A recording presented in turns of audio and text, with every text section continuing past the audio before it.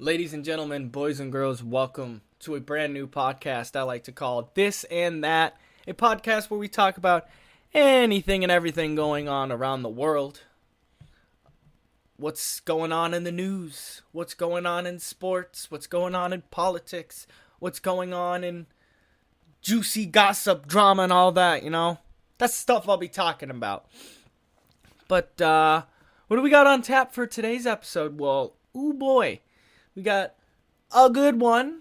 We'll be talking a little bit of sports, and we'll be talking a little bit of Trump, and we'll be talking a little bit of some cannabis as well. But, ladies and gentlemen, boys and girls, let's take a sip of water.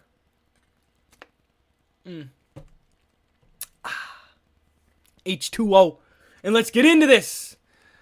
So, let us start in the beautiful world that is sports.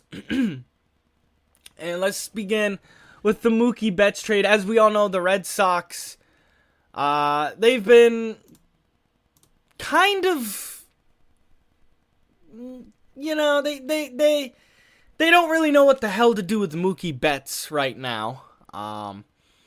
So they decided to trade him. You know, the guy basically wanted to sign for big cha-ching, cha-ching, cha-ching-a-ling, dang, and the Sox just weren't willing to dish that out, you know? And I get it. You know, Mookie Betts, he's an elite talent. He's a great player, but... Excuse me. Blah. But let's take a look at this trade. What do we have in the deal? Oh, boy. Well, this is a 3-team trade, and the Red Sox will be giving up Mookie Betts, David Price in cash to the Dodgers, and the Dodgers are giving them outfielder Alex Verdugo, right-handed pitcher, and I think this is the Twins giving this? Yeah, this is the Twins. Dodgers gave us Alex Verdugo, and then the Twins gave us right-handed relief pitcher Brusdar Gastrel? I probably butchered that fucking name. But he's MLB Pipeline's number 83 prospect from Minnesota.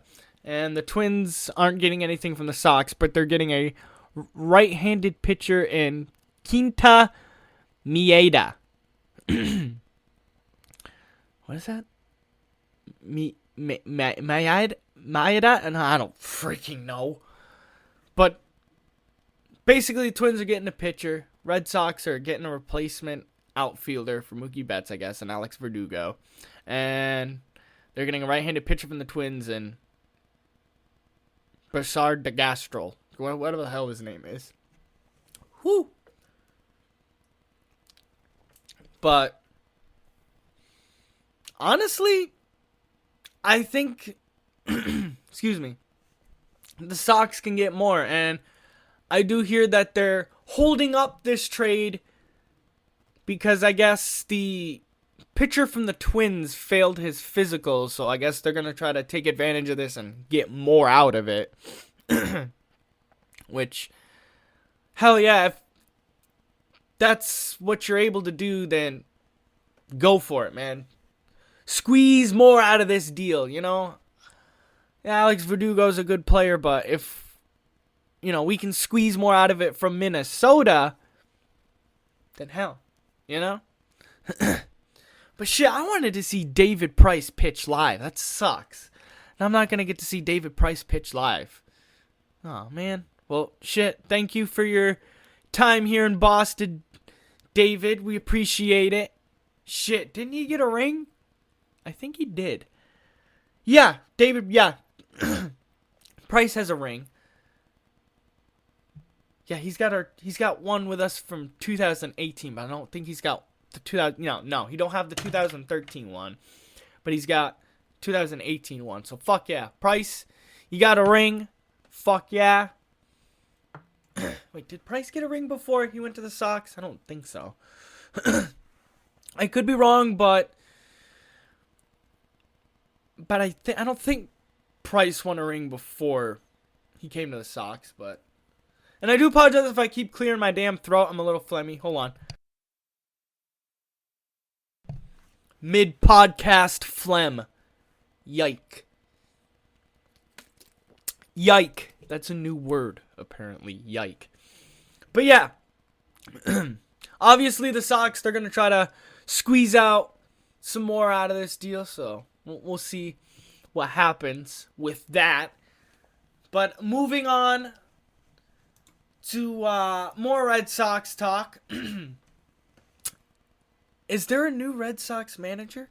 This is all coming from MLB.com, by the way.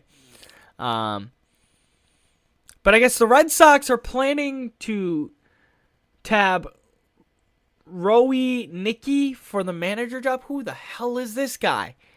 Ron Ronicky. Who the hell is this guy? Well, let me look this guy up. Hold on.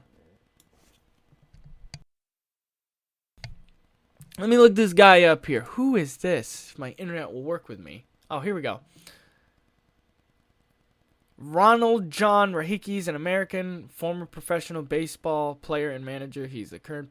Oh, so he's our bench coach. Okay. So he's our bench coach. Alex Cora honestly wasn't that bad of a manager. I mean, I understand why we fired him, but I mean, if this guy is good, what is his record as a manager? Let's see. Managerial record 342 and 331. Okay. That's not bad at all. It's a decent record. Can tell he's had some experience. Fuck yeah, we'll take a guy with experience, but well, we'll see here. You know, I guess Mark. Holy last names that I cannot goddamn pronounce. Holy last names, man. Mark Finnenstand. Yeah, we'll go with that. Sources confirm the Red Sox interviewed John Gibbons for their managerial vacancy earlier this week, and that's according to Mark Finnenstand, whatever the hell his name is, on Twitter. And then, of course, we have this Rojas guy that's with ESPN. He tweets out, source Luis Ureta to interview with the Red Sox. These last names, I'm telling you, bro, I'm butchering last names left and right. I'm like a butchering names. But we'll have to see who the Sox can pick up as manager. I can't wait to see. I hope it's someone good. That's all I know. I hope we can continue the trend of managers winning us a World Series their first year. But we'll have to see. We'll have to see what the Sox can come up with here. Who knows? All right, ladies and gentlemen. Now let's jump on to world news. As we all know, the good old president of the United States was impeached. Then, of course, the crusty old Senate decided to side with Donald Trump and acquit him. Meaning he is not kicked out of office for breaking the law. And yes, I'm going to say it, he broke the law. Obviously obstructed justice. And like Nancy Pelosi said, no one is above the law. And obviously Donald Trump thinks he's above the law. And he's obviously abusing his power as well. But the crusty old Senate and Moscow Mitch have decided to keep Trump in office. And the State of the Union address was held. Oh boy. Let's talk about that, shall we? I'm going to read a paragraph here from an article from PolitiFact.com. Before he spoke, Trump ignored an extended hand from Democratic House. So I looked at this. I guess apparently Trump turned around. I looked at it. To me, it looked like just Trump turned around as Nancy was going to offer him a handshake, but a lot of the media outlets are fucking saying, oh, Trump denied Nancy a handshake. Trump denied Nancy a handshake. You know, I looked at it, and it looked like he turned around too early, but then again, I only saw the clip like once or twice, so I'd have to go back and look at it. But again, the media, I guess, apparently is saying that if Nancy got denied by Trump for a handshake, I don't know. I'll have to touch more up on into that. But after the State of the Union, apparently Pelosi ripped up a copy of his speech. There were other cheers and jeers, with Republicans shouting for more. Oh my god. Oh god. Okay, here we go. With Republicans shouting 4 more years, and Democrats yelling at Trump to pass their bill on drug prices. Oh Jesus. This sounds like a circus. Woo! You get a good show at the end of the State of the Union, apparently, there.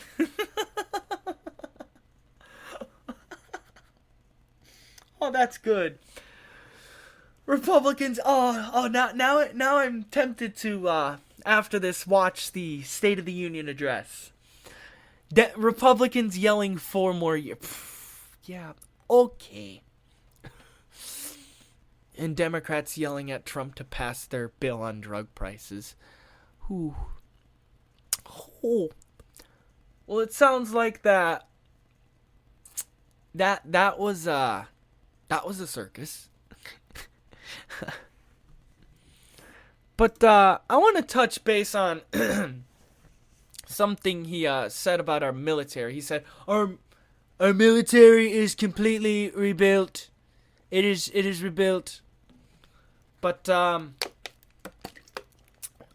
getting all this from politifact.com.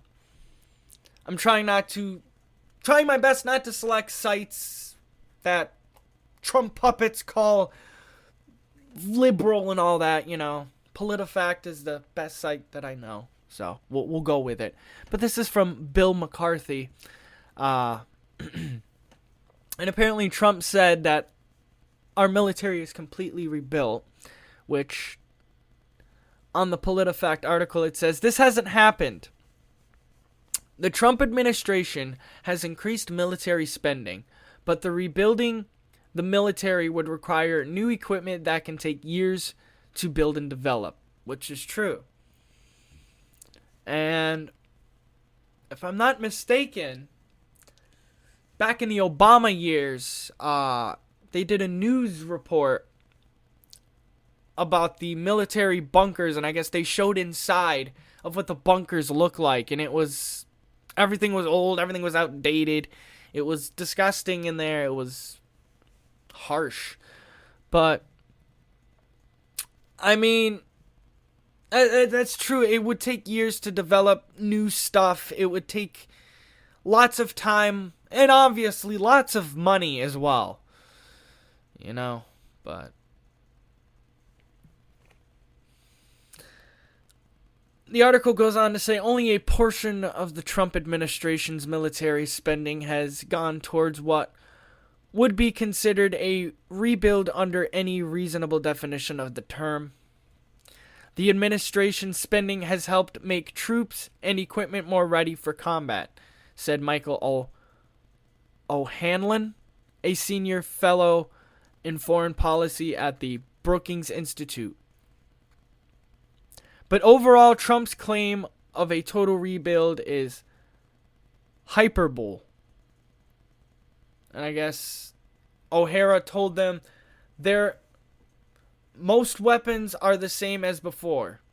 There is more... I cannot read worth crap tonight. More continuity than change in defense policy from Obama to Trump. Yeah, see. As a Democrat myself, I'm going to admit Obama really didn't do too much to help out with the military. Because again, you'd have to look it up, but there's a video. I don't know. I don't really remember it. I don't know, but I think there's a video out there showing inside the U.S. military bases and all the old outdated technology. I think it was an NBC News report or something. I don't know. I have to go look it up. But it's an interesting video. But he touched up on the military, and I guess he claims that it's completely rebuilt. But now, here's a good one. Economy. He goes on to say, after decades of flat and failing incomes, wages are rising fast and wonderfully. And they are rising faster for low-income workers, and who have seen a 16% pay increase since my election. This is a blue-collar boom, which actually is half true. According to the PolitiFact article here, this is half true. Looking at the change in weekly earnings since 2016, the bottom 10 saw a 14.6% raise, compared with a 13.5% for the top earners. But looking at the change from year to year in 2017 and 2019, earnings for the top 10% grew faster for the lowest wage earners. Trump's statement was true for 1 out of his 3 years in office. So he wasn't completely true, but he was kind of true on that one. But there are 2 key problems with using weekly earnings to compare the lowest to highest groups. Right? The government survey excludes the self-employed, and at the high end, that means lawyers, engineer, and other well-paid Could you try again? I didn't ask you. I don't know what that means. No one cares. I don't care. I'm keeping that in there. Fucking Siri. No, I don't want you. But like I was saying, the government survey excludes the self-employed, and at the high end, that means lawyers, engineers, and other well-paid positions. Their income doesn't show up. In addition, the survey doesn't count earnings over $150,000. Someone making $250,000 would be entered as earning $149,999.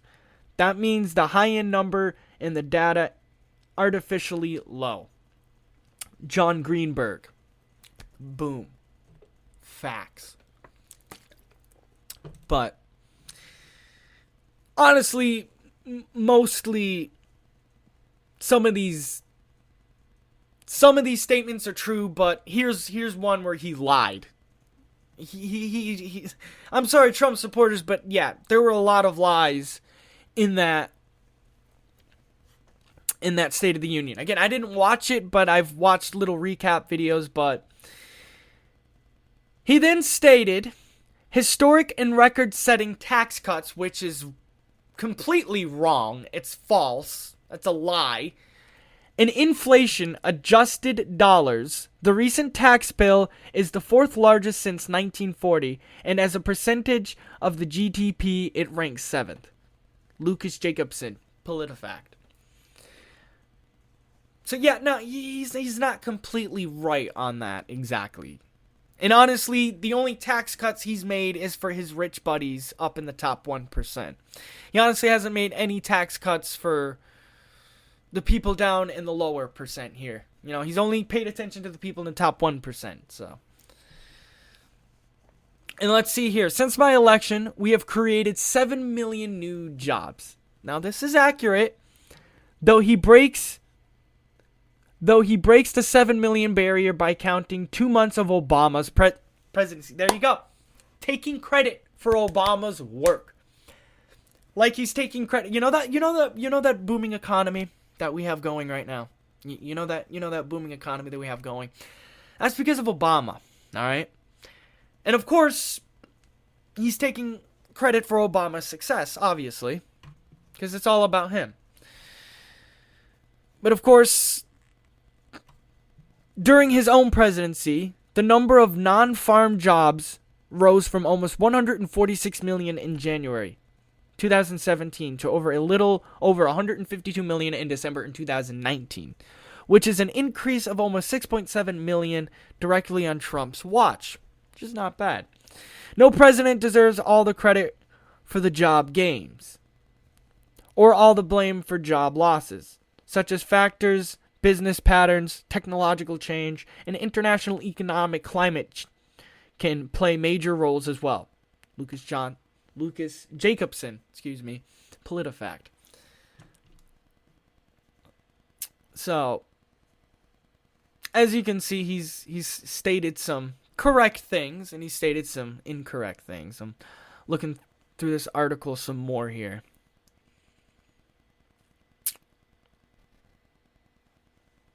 Here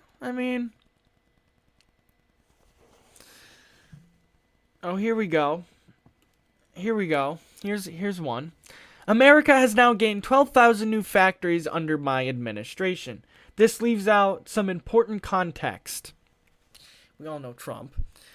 The number of manufacturing jobs for production and non-supervisory workers fell by 12,000 last year. It is one thing to see the number of plants and mills grow, but that doesn't automatically mean that the number of jobs will also increase, which is true. Also, the growing number of manufacturing facilities has been underway for many years. And of course, then it goes on to show a chart going back from all the way in 2009, which, again, is in the Obama years, taking credit for Obama's work. Let's see. In 2009, a 6-month average, 352,790. And of course, in 2019, the 6-month average is 354,902. But of course, in 2013, it dropped to 333,876. So, yes, I'm going to give it to Trump there. He has created jobs in certain areas. But okay, Trump supporters, you know what? Let me be nice to him. Okay, here's something he told the truth on. This is something that's accurate from Trump. Something true. Something accurate. By the way, if you guys wanted to know what that noise is, that was my pen falling. But here's something that's accurate. The unemployment rate for women has reached the lowest level in almost 70 years, which is accurate. That is true. The current unemployment rate for women is 3.5%. The last time it was lower than that, 3.4%, was in September 1953, which was more than 66 years ago. The women's unemployment rate began falling under Obama, not only under Trump. Again, Trump taking credit for Obama's work. So, a little bit of it is true, and a little bit of it, wow, I can talk. I'm keeping all this in, by the way, I don't give a shit. But, a little bit of it is true, and a little bit of it is him taking credit for Obama's work, which, we all know he hates Obama, but, overall, like I said, I really didn't watch the State of the Union, but by the sounds of it at the end, it sounded like a circus. But anyways, so the Senate keeps Trump in office. Great, woohoo. Oh, and also Rush Limbaugh. Oh boy, a guy who loves to ride Trump's dick was awarded the Medal of Freedom. I think the Medal of Freedom, which honestly, he has done nothing to deserve it. Other than spew right-wing BS and propaganda. Honestly, name one thing to me that he has done to deserve the Medal of Freedom. He hasn't. And I'm going to admit, back in the day, I used to be a Trump supporter. When we were first electing him in office, I supported Trump. But then, the reason why I don't support Trump anymore is because I looked into him. I researched him. I saw what he was all about. I looked through him. He's not who we think he is. He's a fraud. But, that's just that. Trump's acquitted, because apparently the Senate thinks it's okay to act above the law, and apparently the Senate thinks it's okay to, abuse power. But, hey, what are we gonna do? What the fuck are we gonna do? But anyways, enough about that. Let's move on to some cannabis talk, shall we? And more specifically, Florida cannabis talk. Florida Governor Ron DeSantis has no intentions of legalizing recreational marijuana anytime soon, which is stupid. It's idiotic. And you want to know why? Because you know how many jobs recreational cannabis alone can create? Let's take a look here at how many jobs medical cannabis has created here in Florida. Because it has created quite a lot. According to Leafly, total jobs supported by cannabis, 14,502. And that's medical marijuana alone. It's already created 14,000 jobs. I know Massachusetts has recently went recreational. Let's take a look here.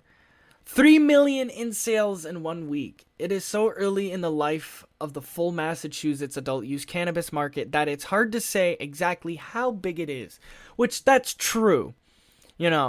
It's so early on in their life cycle, and as a Massachusetts resident myself, I can tell you that the prices are quite hefty for some of the dispensaries. I've been to one dispensary, INSA, in East Hampton, Massachusetts, and the prices are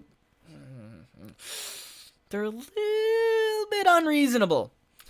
I mean, $60 for a gram of shatter wax.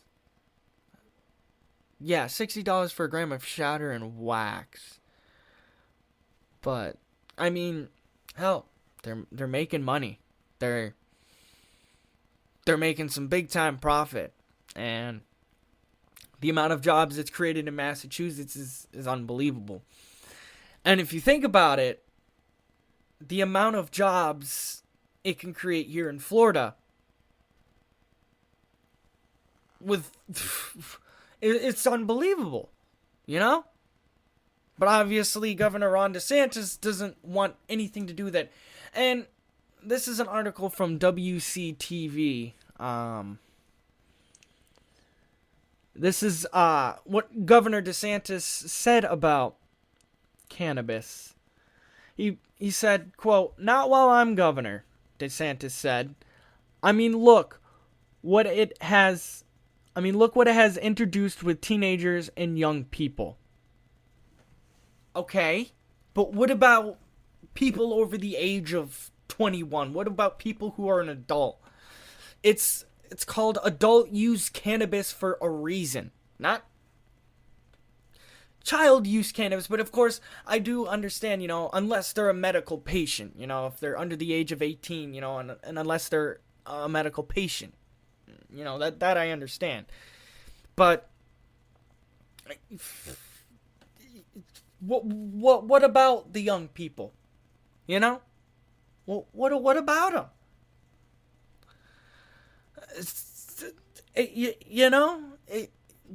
It's just the thing is he's uneducated. He's boomer. Is that what kids nowadays are calling the old people? Boomers?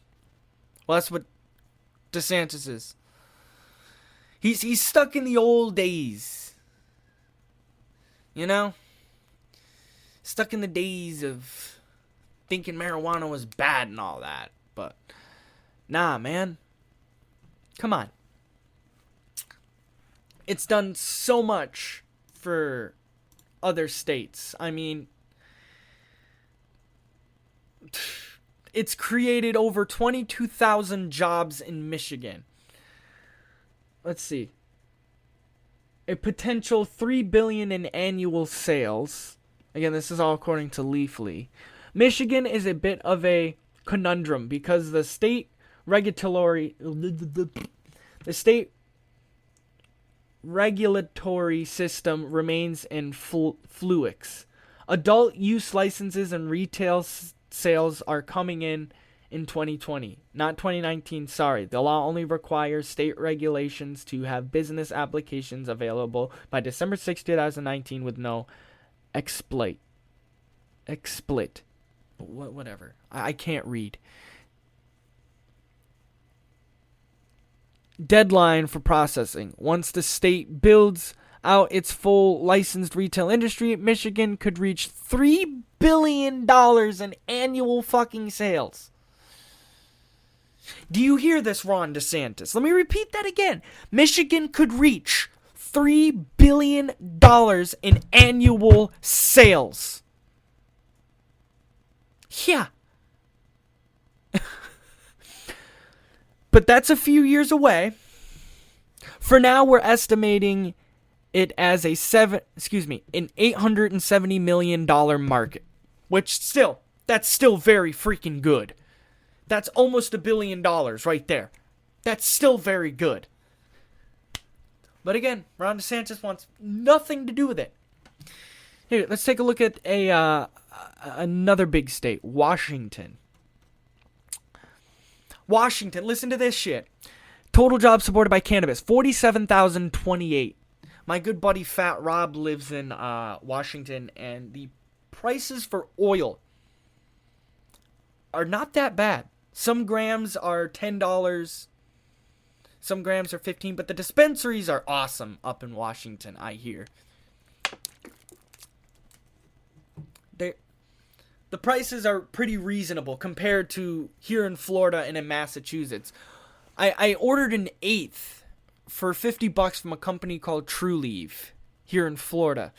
Yeah, it wasn't worth $50. See, that's the problem with having uneducated government people in office. Is they're just going to try to jack up the price and rob you of your hard-earned motherfucking money. But Washington, estimated $1.735 billion market. Yeah. We're talking billions with medical and recreational marijuana. We're talking big bucks. Let's take a look at one more state, another big state, California. We'll take a look at two more states, actually. California and Colorado. California, 2.47 in sales in 2018. 2.47 billion, in sales in 2018. Well, that's because California's a big state. 66,951 total jobs supported by cannabis.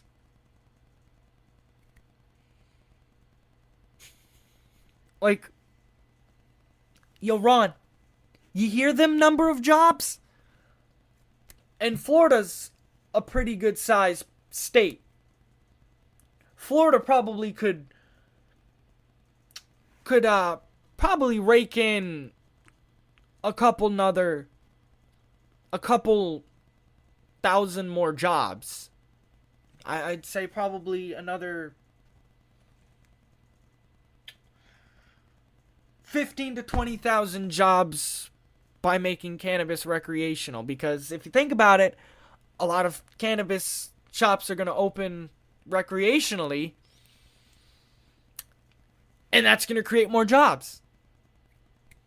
But no, Governor Ron DeSantis is obviously too blind to see that, you know?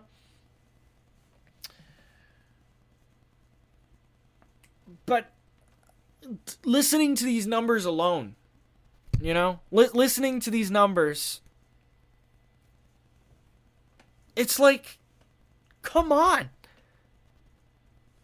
The amount of revenue, the amount of jobs recreational cannabis could bring to Florida, the amount of jobs and the amount of revenue recreational cannabis could bring to this whole country is unbelievable. It could bring billions upon billions of dollars and millions upon millions, maybe even billions upon billions of jobs. But again, we have politicians who are too blind and too stuck in the past to see what cannabis can do for this country. And it sucks. It honestly sucks, because the benefits that it brings people is overwhelming. People, do your research. Come on. Look this shit up. It's not hard. I even shared a video on my Facebook, on my personal Facebook page. I may try to start posting to my regular Facebook page, my Boston 3233 Facebook page. Also, if you want to subscribe to me on YouTube, Boston 3233, I may even post these podcasts on my second channel, Boston 3233 so keep an eye out for that. But honestly, holy smokes.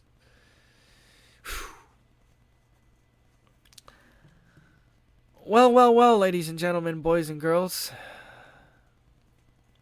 That's it for this episode for now. A little bit of a short and sweet first episode, but, I'm just getting used to this. Don't worry. Episodes may be longer in the future, but, I hope you all enjoyed it. Don't judge me too hard. Don't slam me too hard, I'm new to the podcast game, so I'm not too familiar with this scene yet. I'll get used to it. I'm too used to sitting in front of a camera and talking like that, so I'll get used to the audio game. But maybe if I can build this podcast up a little bit, get a little bit of a following, I hit my wrist on the table. I'll maybe do like a video version of the podcast and like record my face. I'll still put the audio version here on Podbean, and don't worry, I'm going to try to get it up on iTunes as well, but I'm working things out, getting things going, but I don't know, I may or may not post the full podcast up on my second channel, Boston 32332, but we'll see. But ladies and gentlemen, boys and girls, I hope you all enjoyed my first ever podcast, and there will be more to come soon. So anyways, I will hear you all in the next one. I don't know, but I'll see y'all next time. Peace.